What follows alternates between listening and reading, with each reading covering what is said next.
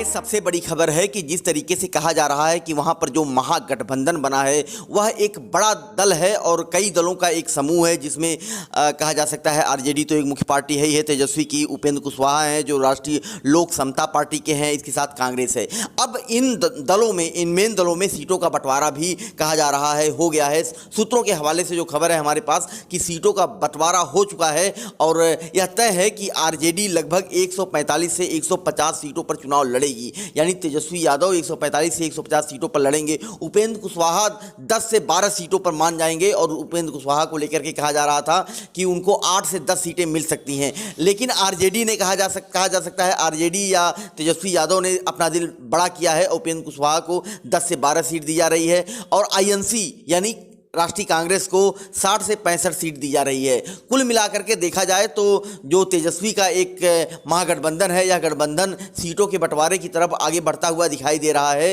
हालांकि इस पूरे महागठबंधन में एक बड़ी बात कही जा रही थी कि चिराग पासवान भी शामिल हो सकते हैं, क्योंकि चिराग पासवान भारतीय जनता पार्टी को छोड़ करके, यानी कहा जा सकता है जो इनका एनडीए का पूरा अलायंस है उसको छोड़ करके और अलग हुए हैं और वो खुद जो है चुनाव लड़ना चाहते हैं, तो अकेले तो चुनाव लड़ेंगे नहीं। तो इसको लेकर के एक कयास लगाए जा रहे थे कि बिहार में वह एक गठबंधन की तरफ आगे बढ़ सकते हैं और शामिल हो सकते हैं। लेकिन अभी तक की जो खबर है कि गठबंधन में उनकी कोई चर्चा नहीं चल रही है और उनके शामिल होने की कोई बात नहीं है। ऐसे में तेजस्वी को लेकर के और तेजस्वी ने जो एक समीकरण बनाया है वहां पर चुनाव लड़ने का, वह काफ़ी अहम है और अब 10 से 12 सीटों पर उपेंद्र कुशवाहा लड़ेंगे जो राष्ट्रीय लोक समता पार्टी के राष्ट्रीय अध्यक्ष हैं, केंद्र में मंत्री भी रहे हैं, एचआरडी मिनिस्टर रहे हैं और इसके साथ ही साथ राष्ट्रीय जनता दल जो तेजस्वी यादव हैं वो लगभग 145 से 150 सीटों पर लड़ेंगे और कांग्रेस को लेकर के 50 से 65 सीटों पर माना जा रहा है, 50 से 65 सीटों पर कांग्रेस लड़ेगी। अब ये सबसे बड़ी बात यह है कि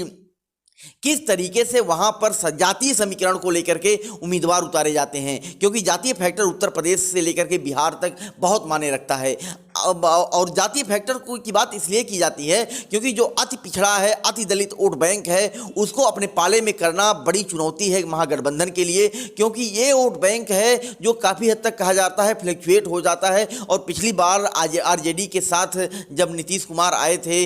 कहा जा सकता है नीतीश कुमार ने मिलकर के चुनाव लड़ा था, तो ये वोट जुड़ा था और वोट जुड़ने के बाद ही बीजेपी को वहाँ से सत्ता से, या कहा जा सकता है कि पूरे मेजॉरिटी से बेदखल किया जा सका था और वहाँ पर मेजॉरिटी में दोनों दल आए थे। लेकिन नीतीश कुमार फिर वहां पर आरजेडी का साथ छोड़ दिए और इसके बाद बीजेपी के साथ जा मिले और बीजेपी के साथ उन्होंने बाकी सत्ता लगभग 3-3.5 साल चलाई। लेकिन अब देखना यह है कि जो अति दलित और अति पिछड़ा वोट बैंक है